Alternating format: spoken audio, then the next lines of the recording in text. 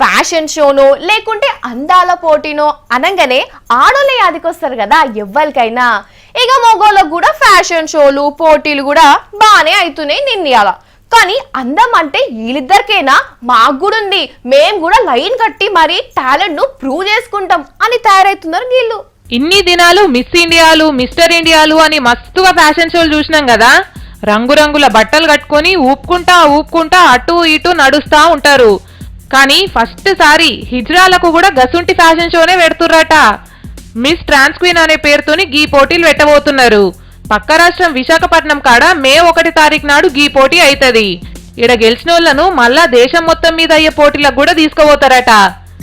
చూడురి, cinema హీరోయిన్లకు తీసిపోకుండా వీళ్ళు మస్తు తయారులయ్యిర్రు. అడుగులు అడుగేసుకుంటా పిల్లి నడకలు కూడా మంచిగానే నడుస్తున్నారు.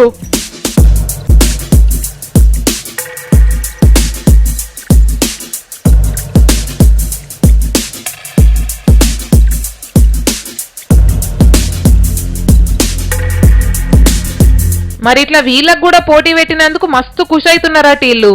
మా వాళ్ళు చాలా మంది కూడా, ఎందుకంటే మేము చాలా మంది వెల్ ఎడ్యుకేటెడ్స్ ఉన్నారు. సో మేము చదువుకున్నా కూడా మాకు ఇప్పటికి ఒక ఐడి ప్రూఫ్ లేదు, గుర్తింపు లేదు. మేము కూడా మనుషులమే, మన గురించి మనమే చెప్పుకోవాలి అని ఈ ఫ్యాషన్ షో పెట్టడం జరిగింది సార్.